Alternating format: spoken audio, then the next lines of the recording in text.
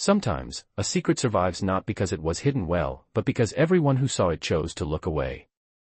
The October air carried the sharp scent of wet pine through the northern Ontario forest as Officer Daniel Mackenzie followed a narrow trail scattered with fallen needles and broken branches. At 58 years old, Daniel walked a little slower than he once had, his knees reminding him of every winter he had spent in uniform. Beside him moved Coda, an aging German shepherd whose black and tan coat had begun to show silver around the muzzle. They had spent nearly a decade working together. Now, both were approaching the end of their careers. For months earlier, a powerful flash flood had torn through this section of woodland after days of relentless rain. The rushing water had carved shallow channels through the earth, uprooted small trees, and stripped away layers of soil that had rested undisturbed for years. Most people had forgotten about the flood.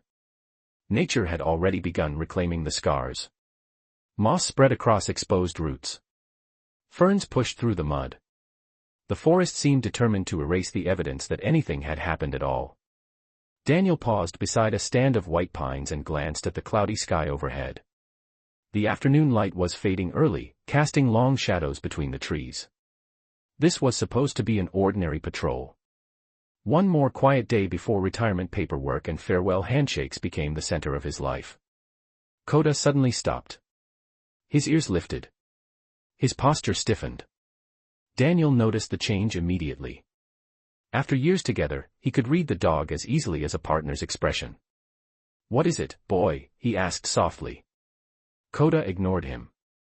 The shepherd lowered his nose toward the ground and moved several meters off the trail. His pace quickened. Daniel followed through damp brush and patches of exposed earth left behind by the flood. Coda reached a small clearing and began circling a spot near the base of an old cedar tree. Once. Twice. Then he started digging. Dirt scattered behind him. Daniel frowned. This wasn't unusual behavior for a working dog, but something about Coda's focus felt different. The shepherd dug deeper. A few moments later, his paw struck something hard. Daniel crouched beside him. At first, all he saw was a dull glint beneath the soil. Then he carefully brushed away the remaining dirt with his gloved fingers. A ring. Small. Gold. Weathered by time. For several seconds, neither man nor dog moved. The forest became strangely quiet. No wind. No birds. Just silence. Daniel turned the ring in his hand. Mud clung to the surface. He wiped it gently against his sleeve. An inscription appeared inside the band. His breath caught. Emily and Ryan. 2009, the names hit him like a distant echo. Memories surfaced instantly. Newspaper headlines. Missing person posters. Search teams. Interviews. Endless questions. 15 years earlier, a young woman named Emily Carter had vanished without a trace.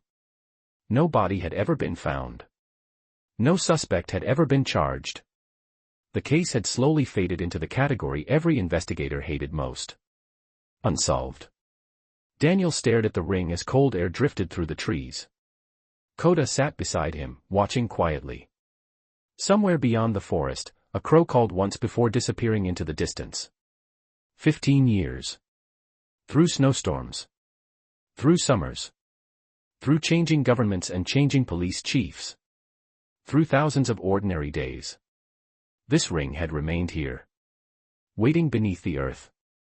And because of a flood no one thought mattered, and a German shepherd who refused to keep walking, it had finally returned to the light. The ring arrived at the Ontario Provincial Police Forensic Laboratory before sunrise the next morning. Outside, a cold drizzle tapped softly against the windows. Inside, bright white lights reflected across stainless steel tables while technicians moved quietly between workstations. Daniel stood behind a glass partition with a paper coffee cup warming his hands. Coda rested beside him, stretched across the floor, his eyes half closed but still alert whenever Daniel shifted his weight. Neither had slept much. 15 years was a long time for a piece of evidence to remain hidden. It was also a long time for unanswered questions to survive.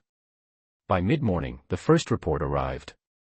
A young forensic analyst placed several photographs on the conference table. The ring had been cleaned carefully. The engraving was now fully visible. Emily and Ryan.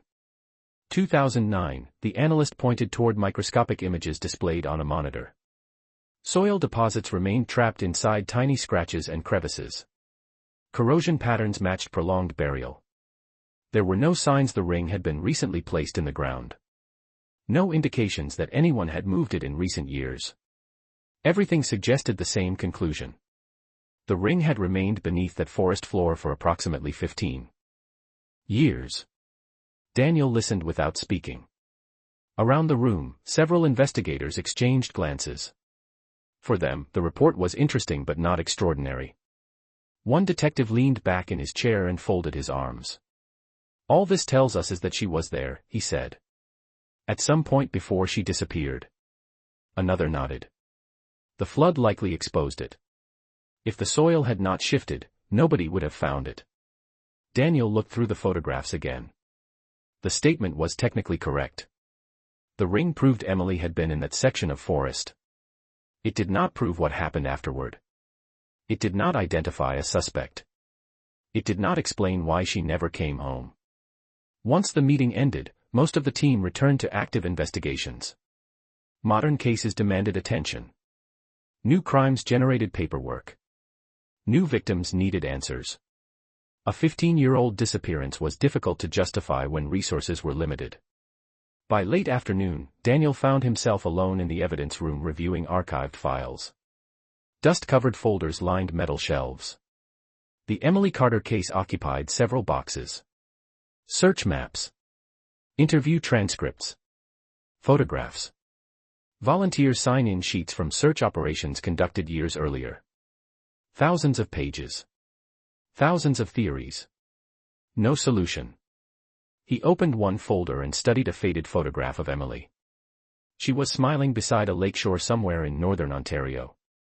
Wind lifted strands of her hair. The image looked ordinary. That was always the hardest part. People who disappeared rarely looked like mysteries before they vanished. They looked like neighbors. Friends. Family members. Daniel closed the file and rubbed his eyes. Across the room, Coda suddenly raised his head. The shepherd stared toward the doorway. A few seconds later, a constable entered carrying a cardboard archive box retrieved from storage. "Found another set of reports from the original search area," he said. "Looks like they were never digitized." Daniel thanked him and opened the box. Maps spilled across the table. One caught his attention immediately. It showed the forest grid used during the search operation 15 years earlier. He traced a finger across the marked sectors. The location where Coda had discovered the ring sat near the edge of an area investigators had examined repeatedly back then. They had searched within meters of the truth and never known it. Outside, the rain intensified against the windows. Daniel looked down at Coda. The old German shepherd had returned to resting quietly, seemingly uninterested in the files. Covering the table. Yet one thought refused to leave Daniel's mind. If the ring had remained buried for 15 years, then the flood had not created evidence. It had only revealed it. And sometimes, when one hidden thing finally reaches the surface, it is not the only thing waiting beneath the soil. 3 days later, the forest felt colder. A thin layer of mist drifted between the trees as dawn settled across the landscape.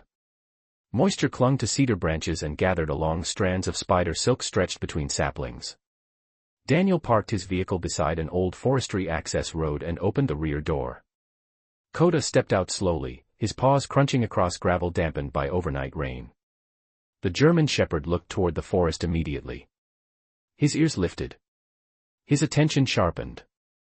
Daniel noticed it before saying a word. Since the discovery of the ring, something about the dog had changed. Coda seemed drawn back to the area as if an unfinished scent still lingered beneath the earth. Officially, the renewed search operation was limited.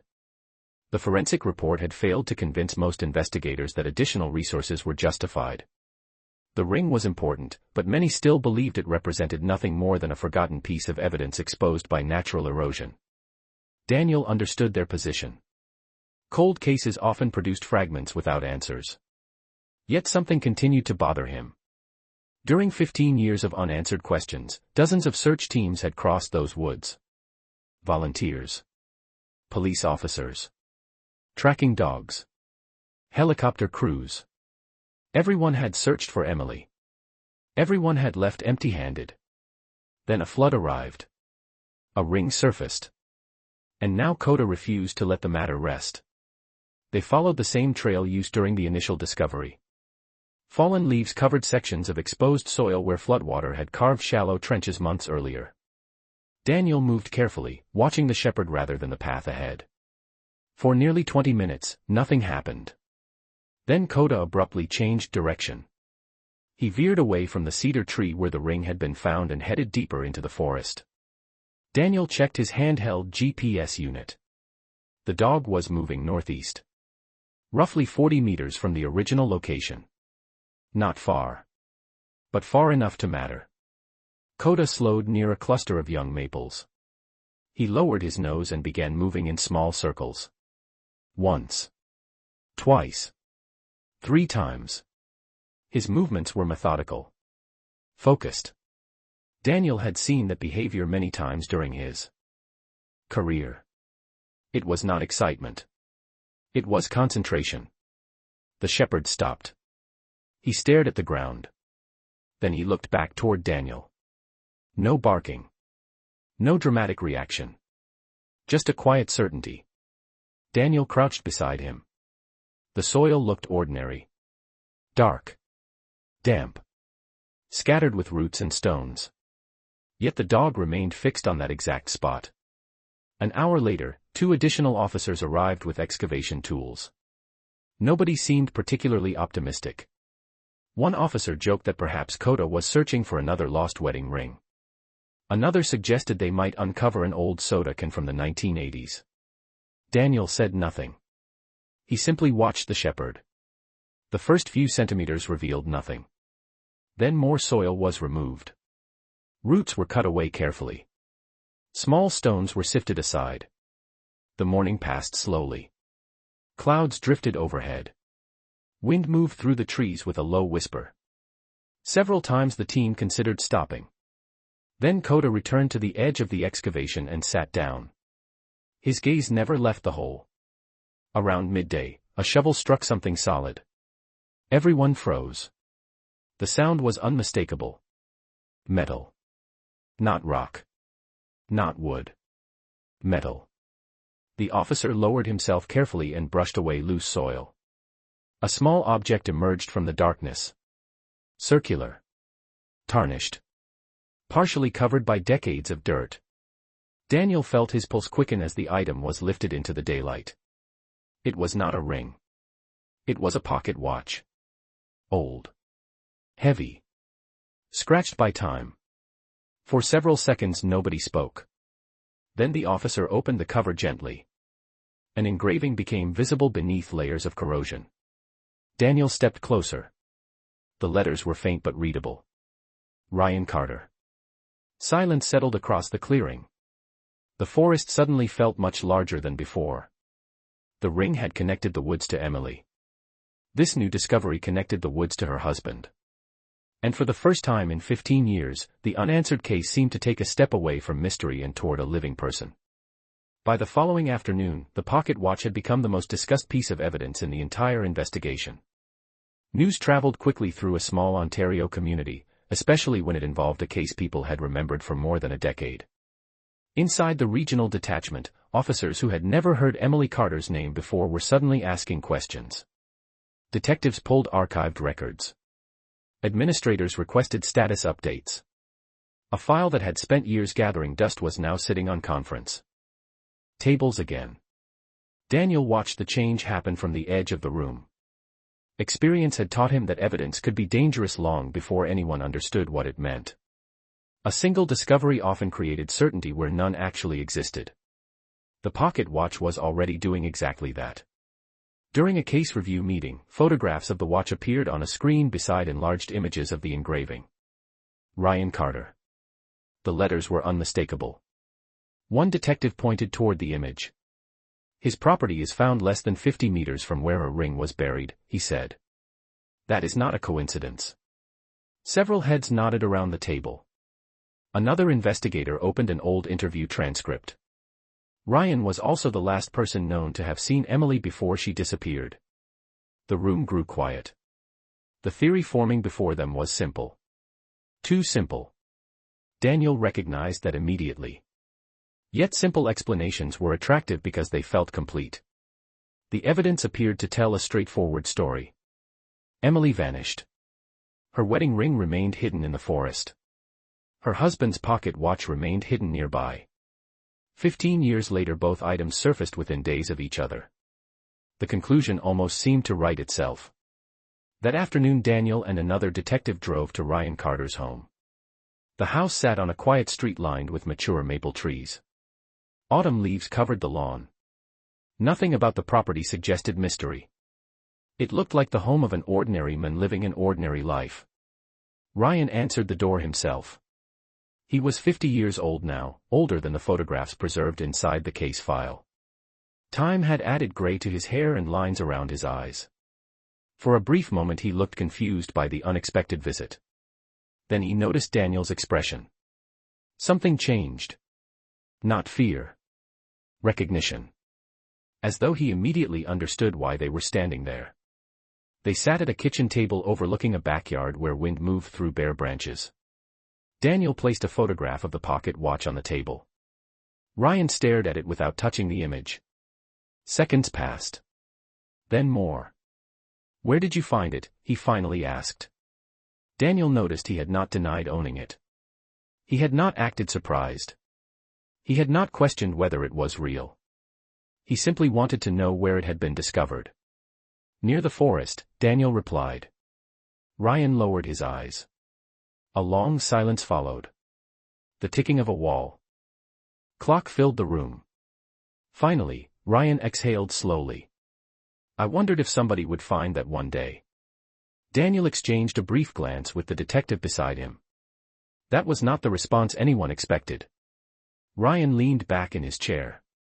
His voice remained calm, but there was weight behind every word.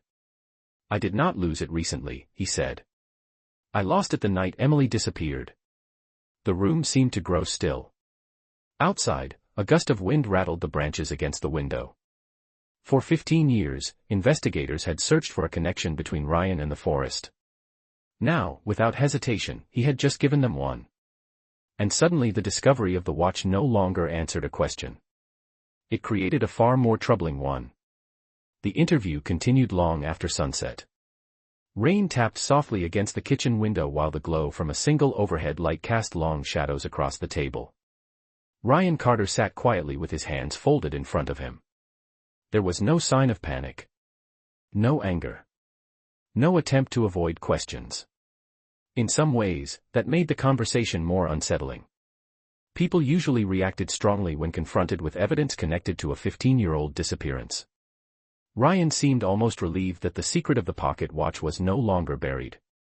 Daniel opened a notebook and allowed several seconds of silence to pass before speaking again.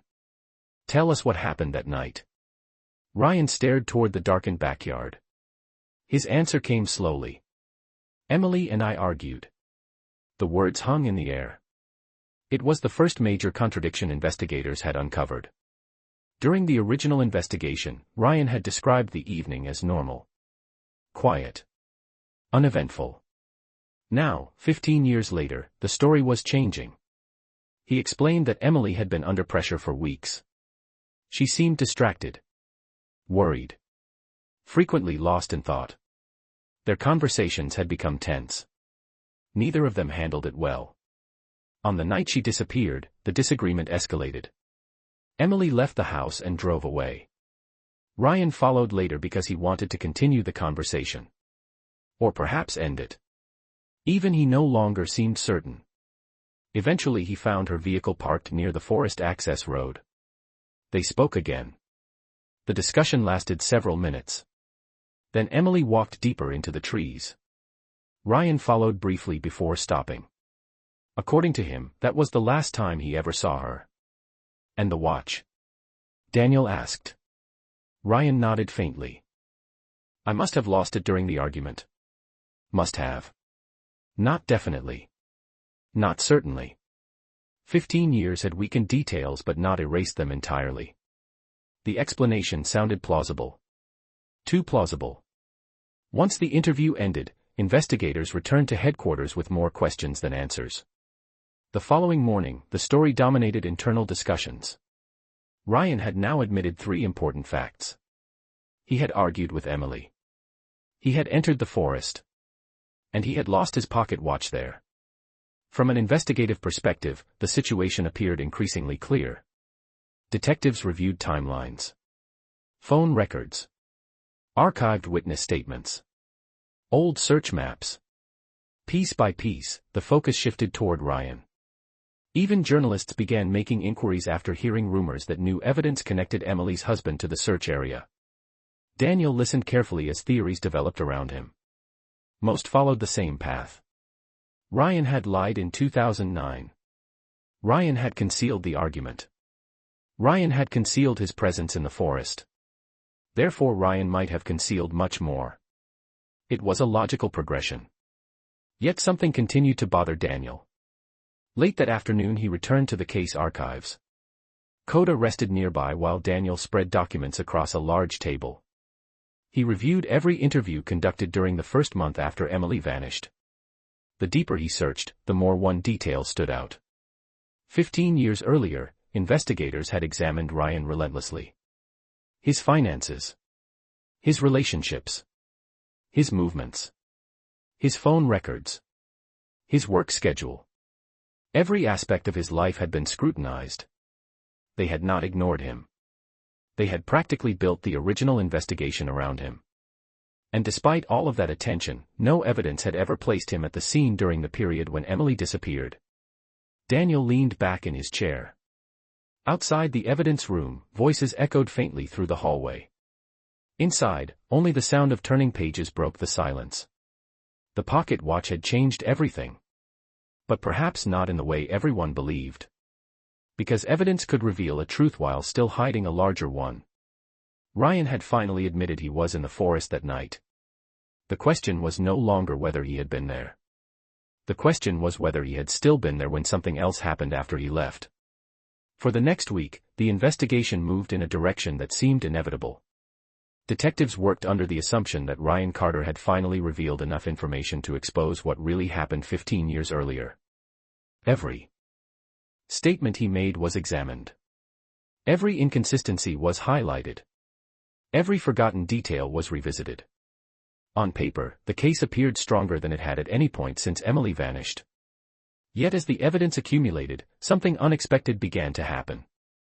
Instead of narrowing toward Ryan, the facts slowly started moving away from him. Daniel noticed it first while reviewing transportation records from the original investigation. 15 years earlier, officers had collected security footage from businesses along Highway 11 and several connecting roads. The recordings were poor by modern standards, but some had survived in storage. Technicians enhanced what they could. Time stamps were verified again. Vehicle movements were compared against old witness statements. The results were difficult to ignore. According to the reconstructed timeline, Ryan's vehicle left the forest area and traveled south toward town much earlier than investigators had assumed. The difference was not a matter of minutes. It was nearly an hour. Daniel spread maps across his desk and followed the route with his finger. The timeline created a problem. A significant one. If Ryan's account was accurate, he left the forest after the argument with Emily and returned home. Multiple pieces of evidence supported that claim. Fuel purchase records. Security cameras. Traffic observations. None proved innocence by themselves. Together, however, they painted a remarkably consistent picture. Meanwhile, additional forensic analysis of the pocket watch produced another surprise. Soil accumulation inside the watch casing suggested it had remained undisturbed for many years. Investigators already knew that. What mattered more was where it had been found. The watch was buried naturally beneath layers of organic material deposited over time. Nothing indicated it had been deliberately hidden. Ryan's explanation remained entirely possible. He could have dropped it accidentally and never recovered it. By the end of the week, frustration began spreading through the investigative team. The strongest evidence against Ryan was simultaneously the strongest evidence supporting his story. He had been in the forest. That was true. He had lost the watch there. That also appeared true. Yet proving he was responsible for Emily's disappearance became increasingly difficult. One evening Daniel sat alone in the evidence room studying photographs while Coda rested beside his chair. Outside the building, the first snowfall of the season drifted quietly beneath streetlights. Tiny flakes tapped against the window. Daniel looked again at the sequence everyone seemed determined to follow. Ring. Watch. Husband. It felt logical. Almost too logical. He had seen that pattern before during his career. Cases where evidence pointed clearly toward one conclusion because investigators wanted it to. The danger was not false evidence. The danger was false certainty.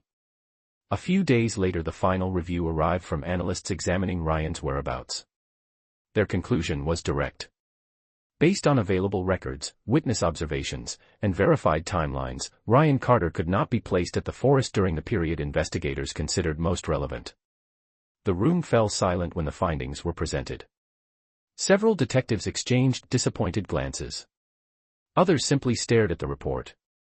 The theory that had seemed so convincing only days earlier was beginning to collapse. Daniel closed the file and looked toward the window. Snow continued falling beyond the glass. Somewhere deep inside the old case, another answer still waited. The pocket watch had not identified the killer. It had only identified the wrong story. And once that realization settled over the investigation, a new question emerged from the silence. If Ryan had truly left the forest when he claimed he did, then who arrived after him? The breakthrough arrived from a document nobody expected to matter. It was not hidden inside a locked cabinet. It was not buried in a forgotten evidence box. It had been sitting inside the case file for 15 years. Hundreds of investigators had seen it. Hundreds had read past it. And yet somehow, nobody had truly noticed what it contained. The discovery happened late on a Thursday evening. Most of the building had already emptied for the night. Snow covered the parking lot outside, reflecting pale light against the windows. Daniel sat alone in the archive room surrounded by stacks of interview transcripts. Coda lay nearby, sleeping quietly on the floor. The old German shepherd had spent weeks pulling everyone back toward the forest. Now Daniel was trying to determine what the forest had been trying to tell them. He worked methodically through every statement collected during the original investigation. Witness interviews. Volunteer reports. Family interviews. Follow-up notes. Thousands of pages. Most contained information he already knew. Then he found something unusual. A transcript from Ryan Carter's first formal interview, conducted less than 48 hours after Emily disappeared. At first glance, the document appeared ordinary. Daniel nearly placed it aside. Then he noticed handwritten annotations in the margin. He leaned closer. The original interview and the final typed version were not identical. The difference involved only a few sentences. Small enough to overlook. Important enough to change everything. Daniel immediately pulled both versions from storage and placed them side by side. In the original interview, Ryan had described driving away from the forest after his argument with Emily. Then came a statement that never appeared in the official report. Ryan had said, "On my way home, I noticed a pickup truck near the forest entrance. It looked similar to the truck my father usually drove. But it was dark. I could not be certain." Daniel read the sentence twice. Then 3 times. The official version told a different story. There, the statement had been shortened. Simplified. Sanitized. It read, "I saw a vehicle near the forest entrance. I could not identify it." The difference was only a few words. Yet those few words changed the meaning completely. Daniel felt a chill unrelated to the winter weather outside. He continued reading. Attached to the transcript was a note written by the original interviewer. According to the record, Ryan himself had requested the revision. Not because investigators pressured him. Not because lawyers demanded it. Ryan had voluntarily asked for the change. Daniel sat back slowly. Across the room, Coda lifted his head as if sensing the shift in atmosphere. For 15 years, investigators had assumed Ryan concealed his own actions. The pocket watch reinforced that belief. the argument reinforced that belief. Everything pointed toward Ryan. Yet this document suggested something entirely different. Ryan had not removed himself from suspicion. He had removed someone else. The next morning, Daniel drove through fresh snow to visit Ryan again. The older man seemed exhausted before the conversation even began. When Daniel placed both transcripts on the table, Ryan stared at them silently. He already knew what they contained. "Why did you change the statement?" Daniel finally asked. Ryan looked toward the window. For several seconds he said nothing. Then his shoulders lowered slightly. "Because I did not know what I saw," he answered quietly. "And because I was afraid of what it might mean if I was right." For the first time since the investigation reopened, a new name entered the story. Not through evidence discovered underground. Not through forensic science. But through a sentence someone had chosen to erase 15 years earlier. And that name was Thomas Carter. Once Thomas Carter entered the investigation, pieces that had remained scattered for 15 years finally began moving toward one another. The challenge was that Thomas himself could no longer answer any questions. He had died 4 years earlier after a brief illness. His death certificate was easy to obtain. His reputation was even easier. Across northern Ontario, Thomas was remembered as a respected businessman, a generous donor, and the founder of the Carter Foundation, a charitable organization praised for helping families in difficult times. His photograph still hung in community centers. Scholarships still carried his name. To most people, Thomas Carter represented kindness. But as Daniel had learned many times during his career, a reputation told people what someone wanted the world to remember. It did not always tell them the whole truth. The renewed investigation shifted toward the Foundation's financial archives. For days, auditors examined thousands of pages of records. At first, everything appeared ordinary. Donations, grants, community programs, annual reports. Then small discrepancies started appearing. Numbers that did not match. Transfers lacking proper documentation. Missing approvals. Individually they seemed insignificant. Together they formed a pattern. The deeper investigators looked, the more disturbing that pattern became. 15 years earlier, the Foundation operated a healthcare assistance program that helped children suffering from serious illnesses. The program had received substantial donations from local families who believed they were helping save lives. Yet records showed that significant amounts of funding had quietly disappeared. Daniel sat in silence as one report after another arrived on his desk. Then he reached a folder containing correspondence connected to Emily Carter. What he found changed the entire meaning of the case. Before her disappearance, Emily had not simply worked at the Foundation. She had begun investigating it. Emails recovered from archived servers showed her requesting financial documents, questioning irregular transactions, and challenging explanations provided by senior administrators. The closer she came to the truth, the more tense the correspondence became. Then Daniel discovered a medical assistance file attached to one of the records. The name inside stopped him cold. It belonged to Emily's younger brother. Years before Emily disappeared, her brother had battled a serious illness. According to the records, he had applied for assistance through the very healthcare program operated by the Carter Foundation. Several requests had been delayed. Funding had been reduced. Support that should have been available never fully arrived. Daniel continued reading. The dates matched. The period investigators now believed money was being diverted elsewhere. His chest tightened. This was no longer a story about accounting discrepancies. It was no longer about missing funds. Emily had spent years believing her brother's death was a tragedy. A cruel twist of fate. Then she discovered documents suggesting something far worse.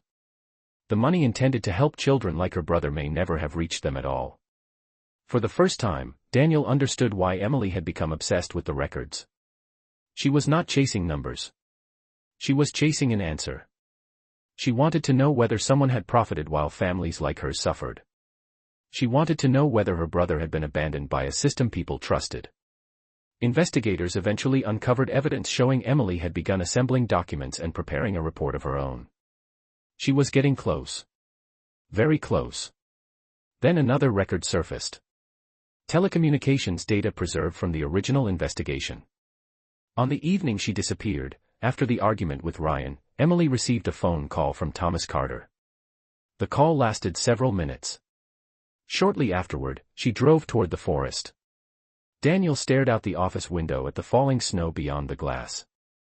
The entire case suddenly looked different. Emily had not gone into those woods because she was lost.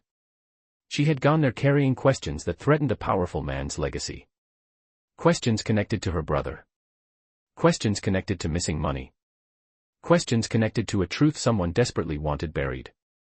And for the first time in 15 years, investigators understood that Emily's final fight was never about finances. It was about family. Winter had settled fully across northern Ontario by the time the investigation reached its final stage. Snow covered the forest in a blanket of white, softening the landscape that had guarded its secret for 15 years. Yet beneath that silence, the search continued.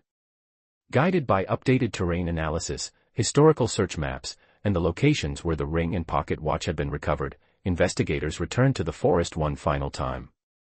Daniel was there from the beginning. So was Coda.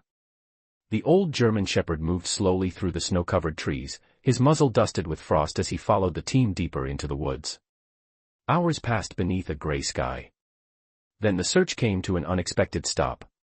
Human remains were located in an area that previous search teams had missed years earlier.